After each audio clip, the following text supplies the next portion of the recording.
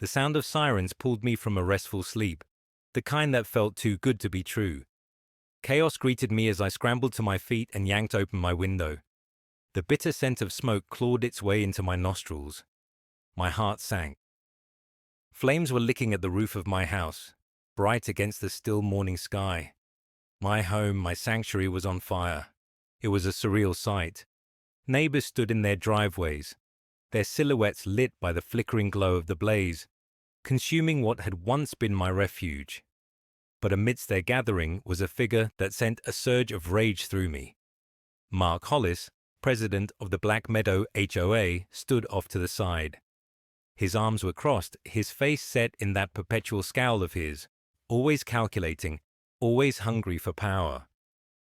I threw the door open and bolted down the steps toward the blazing ruins of my life. The fire department was already there, shouting commands, dragging hoses toward the inferno. I stopped short, tears pricking at my eyes as I watched. Mark made no move to approach me. He just stood there, smug and detached, like he was watching a planned spectacle. Once the flames weakened under the firefighters' efforts, he finally spoke. "You could have avoided this, Alex," he said, loud enough for curiosity to ripple through the crowd of onlookers. I turned toward him, fists clenched. "What the hell are you talking about? My house is on fire, and you think this is the time for one of your sadistic HOA lectures?"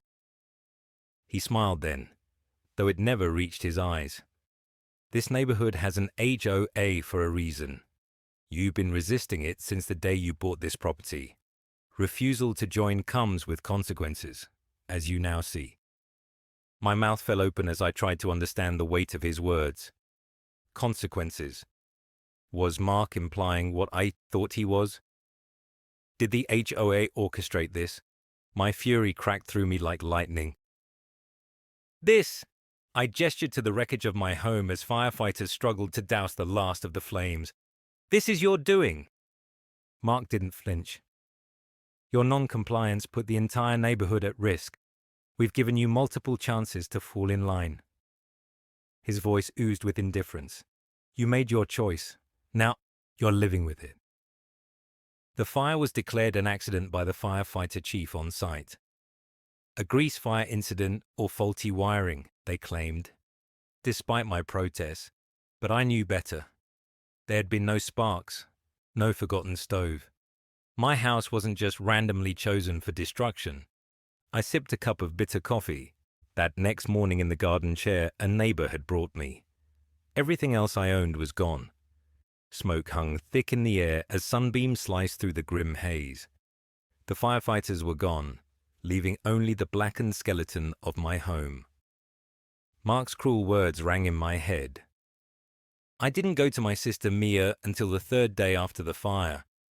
I had too much to process, too much to consider.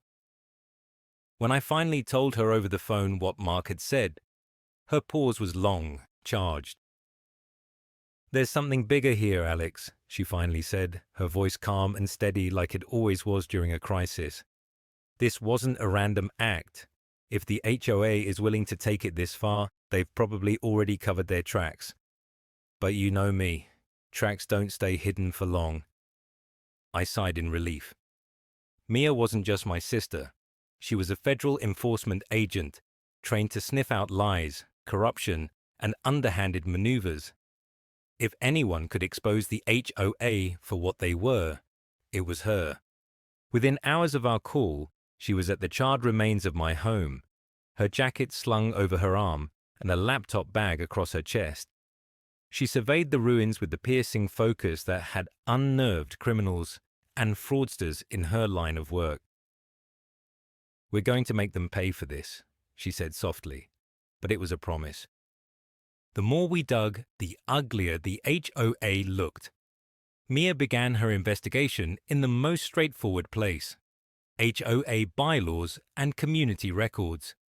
What she found was nothing short of alarming. Mia worked with relentless focus, poring over the questionable financial records she had managed to uncover with her usual efficiency. The HOA's spending summary looked legitimate on the surface, but there were oddities that jumped out if you knew where to look. funds were funneled into vague neighborhood improvement projects. Yet there was no physical evidence to show those funds were used. Routine hikes in HOA fees coincided with Mark's major personal purchases, including a flashy new SUV and a backyard pool. One night, while Mia and I were sifting through scans of documents she had acquired, the doorbell rang. Standing on my porch was Ella Johnson, one of my elderly neighbors. Her hands trembled as she clutched a file folder to her chest. "I want to help," she whispered. "They did this to me years ago, threatened to evict me when I fell behind on HOA payments after they suddenly tripled the fees. They only backed off when I sold my car and paid in full. I didn't know where else to go, but I've kept these." She handed over the folder, and inside were HOA meeting minutes, letters, and legal threats, all of them spanning nearly a decade. Ella revealed how she, too, had refused to join the HOA when she first moved into Black Meadow, only to be bullied until she finally gave in. "These people, they're malicious," she said, her voice trembling. "Mark took everything I loved about this neighborhood and poisoned it. You're the only one standing up to them." Mia gently squeezed Ella's hand and led her to sit down. "We're going to use these," she assured her, "and we're going to make sure no one else goes through what you did." Ella wasn't just a scared neighbor anymore. She became a key ally. Her documents provided a trail of breadcrumbs that revealed Mark's manipulation tactics and history of bending HOA rules to suit his agenda. A week into Mia's investigation, a chill crept down my spine every time I noticed the black SUV parked casually down my street, always in different locations. It wasn't overtly suspicious, but the timing always seemed to match our meetings, whether I was with Mia, neighbors, or anyone else who'd started speaking out. Mia was quick to notice, and her instincts kicked in. "They might not be doing anything illegal by just sitting there," she explained one night over dinner, "but it's a classic intimidation tactic. They're trying to spook you into backing down." It wasn't just surveillance either. Letters began showing up at my temporary rental apartment. Thinly veiled anonymous warnings, urging me to stay quiet. Vague threats were scrawled across notes left on my car windshield. "Accidents happen," one of them read, sending a fresh wave of anger crashing through me. Rather than feeling fear, though, I felt my resolve harden. They wanted me silent. They wanted me compliant. But if they thought they could scare me after burning down my house, they clearly didn't know who they were messing with. Mia launched another phase of her investigation. She contacted old friends in law enforcement, leveraging her position as an FEA to expedite searches for permits, property deeds, and any records tied to the HOA or Mark.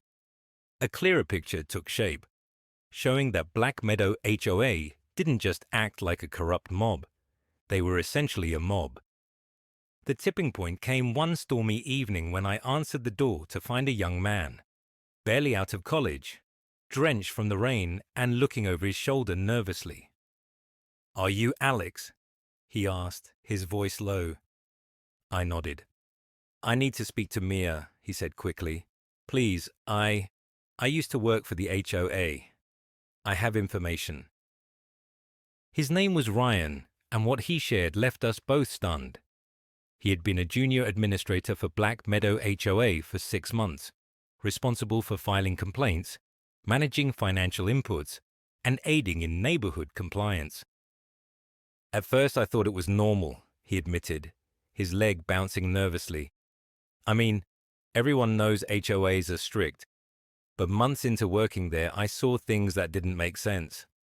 Funds were allocated for phantom projects. Legitimate complaints from residents were ignored while Mark ordered us to focus on petty violations for people he didn't like, and," he hesitated. "And," Mia pressed. Ryan exhaled shakily. "The fire, the one that destroyed your house. I overheard something while dropping reports off at Mark's office. He and another board member were talking about an escalation and how refusing to join the HOA had repercussions. I didn't think much of it at the time, but now it lines up too perfectly."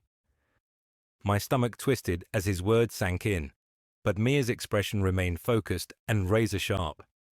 "Do you have proof?" she asked. Ryan nodded, pulling out a flash drive. Emails, audio recordings, even camera footage showing their private committee meetings. I didn't know what to do with it until now.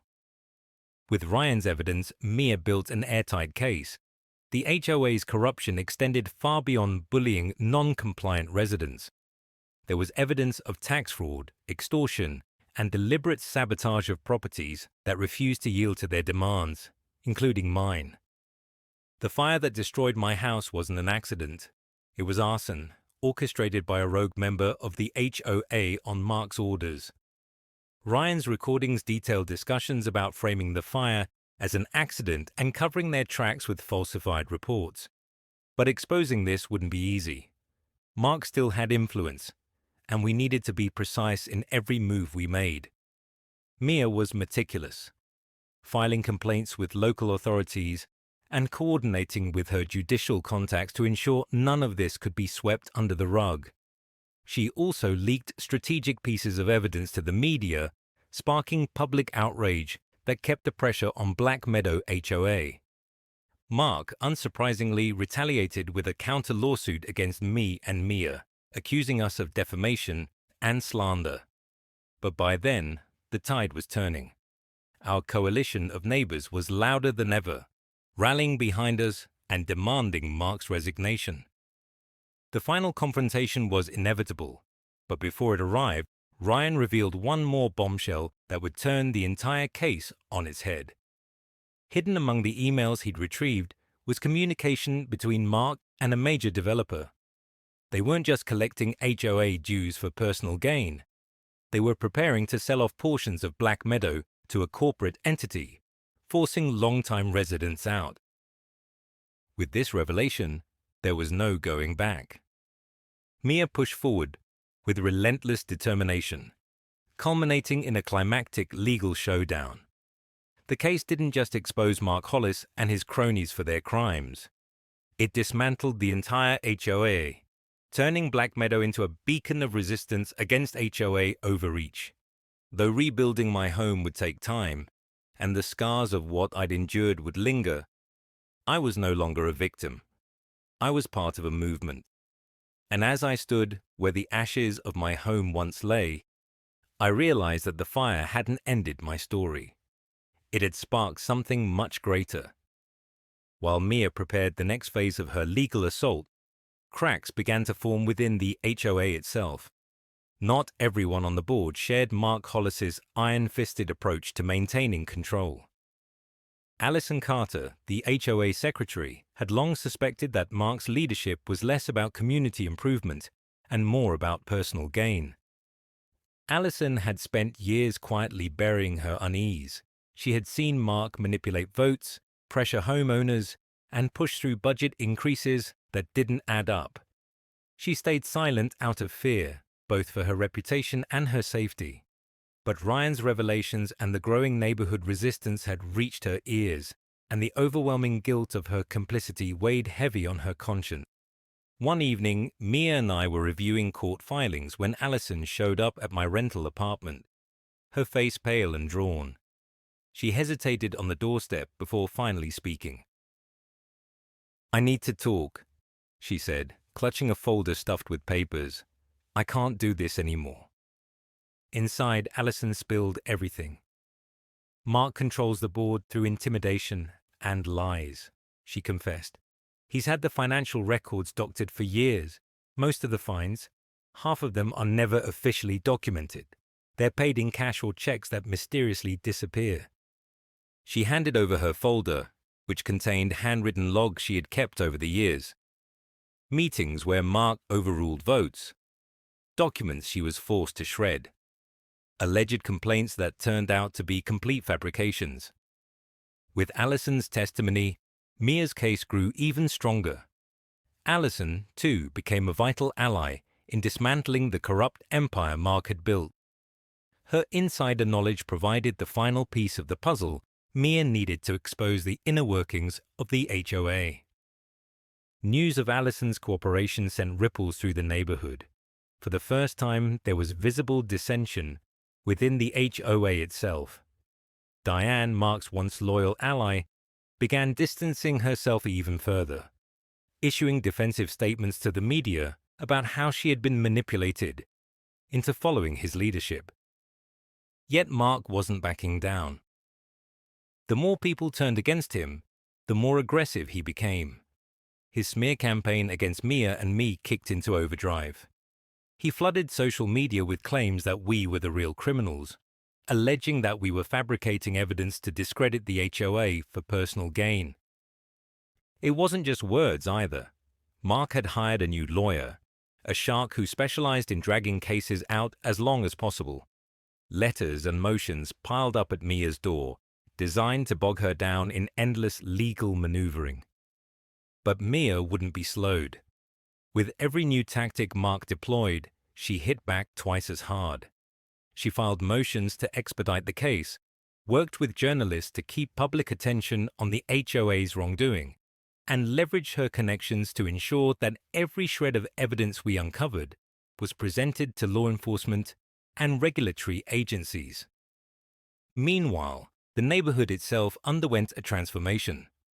What had once been a collection of isolated houses and wary neighbors under Mark's regime became a true community.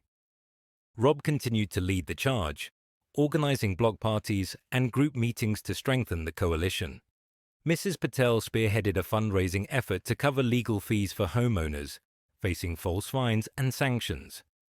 People began openly defying HOA regulations, planting unapproved flowers, painting their houses vibrant colors, and refusing to pay any further dues.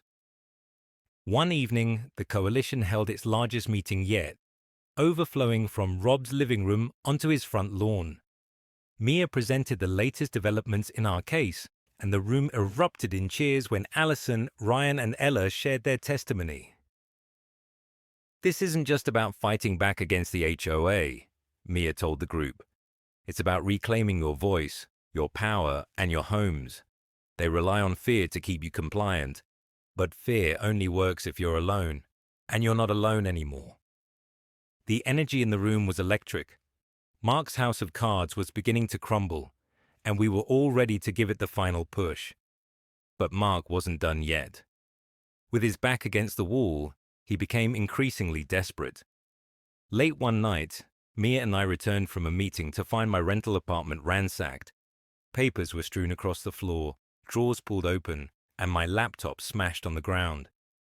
"They're trying to scare us again," Mia said calmly, though her fists were clenched. "They must know we're closing in." Sure enough, Ryan confirmed the next day that Mark had become erratic in his behavior. "He knows he's losing," Ryan told us. "He's paranoid, yelling at the other board members, making mistakes."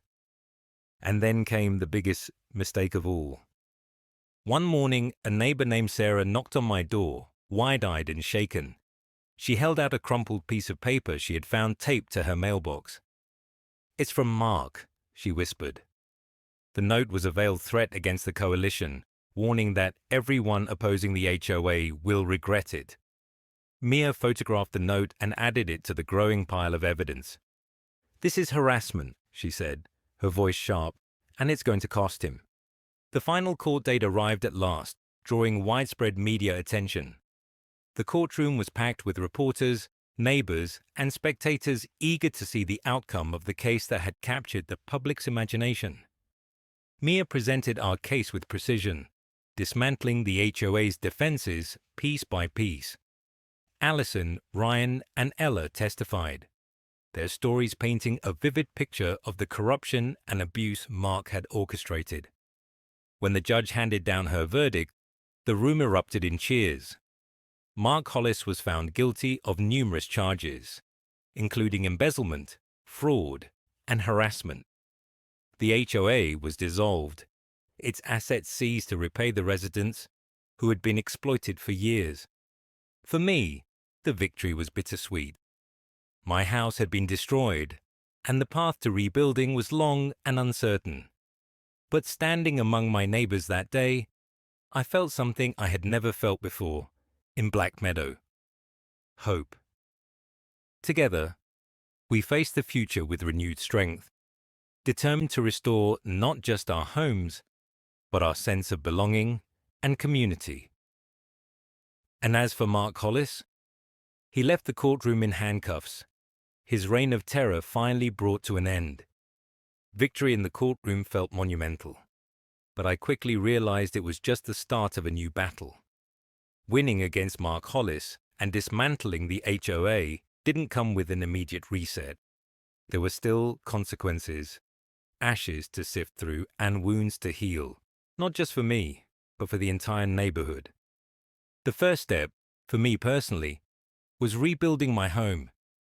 Insurance covered some of the costs, but bureaucratic red tape made progress frustratingly slow.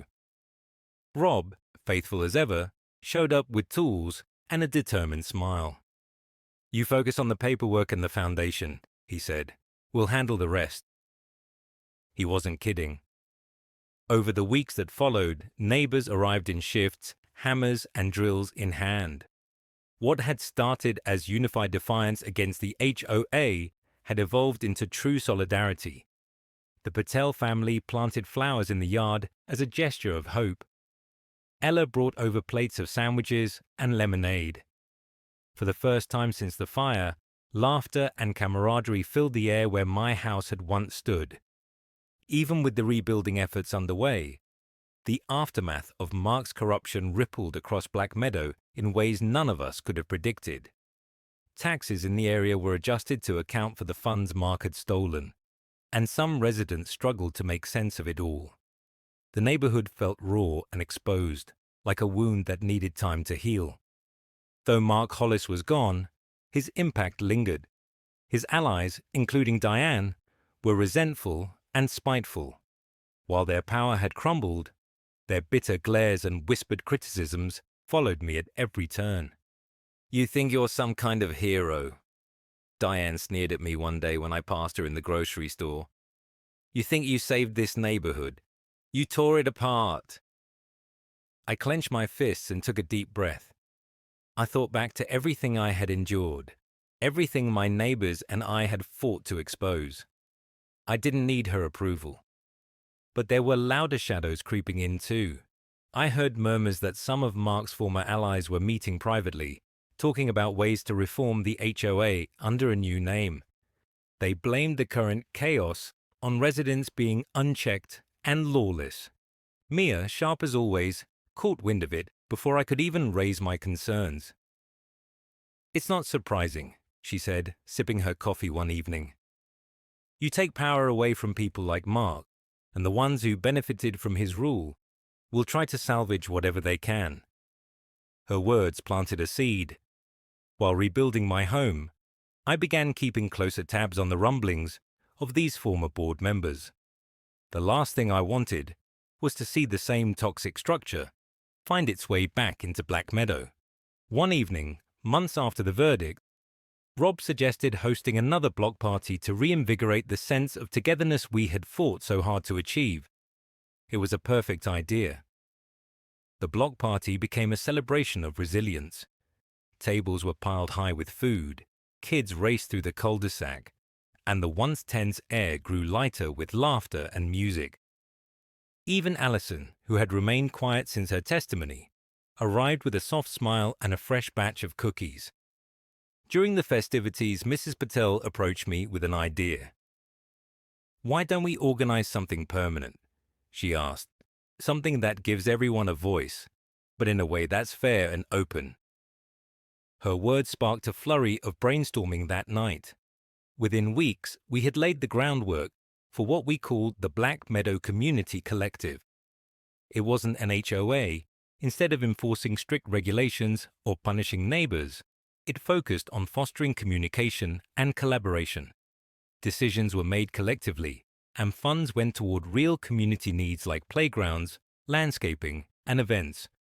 The collective meetings, held in Rob's garage-turned-community center, felt worlds apart from the rigid, oppressive atmosphere Mark had perpetuated. Everyone had a voice, even those who had been reluctant to join at first. For the first time, Black Meadow wasn't bound by fear. It thrived on trust. Rebuilding a home isn't just about bricks and beams. It's about reclaiming what was taken from you and rediscovering who you are. When my house was finally completed, I stood on the threshold, looking at the new walls, the fresh paint, and the garden Mia had helped me design. I had changed too. The ordeal forced me to confront my doubts, my insecurities, and the lingering pain of losing what felt like everything. But it also showed me my strength, my resilience, and my capacity to fight for what mattered. Mia, as always, remained my strongest supporter. Her relentless pursuit of justice hadn't just dismantled Mark's regime, it had reaffirmed the bond we shared as siblings. One night, over dinner, she raised her glass. "To the future," she said, her eyes shimmering with pride, "and to never letting anyone dim your fire again." Years later, Black Meadow stood as a testament to the power of community and resilience. The neighborhood blog, once a fear-mongering tool of the HOA, was rebranded as a shared space for neighbors to collaborate and celebrate milestones. The annual block parties became a cherished tradition. I often found myself reflecting on how a single act of destruction had sparked a movement. The fire that had reduced my home to ashes had also burned away the oppressive chains of an unjust system. Mark Hollis was in jail, his name a long-forgotten scar on Black Meadow's history. His allies had faded into irrelevance, their attempts to regain control thwarted at every turn by the now vigilant community. And me, I rebuilt more than just my house. I built a place where laughter echoed, where friends gathered, and where hope thrived. Standing on my porch one sunny evening, watching kids ride bikes down the street and neighbors chat over fences, I smiled. My home wasn't just a roof and walls anymore. It was part of something greater. Black Meadow was more than a neighborhood. It was a family. The end.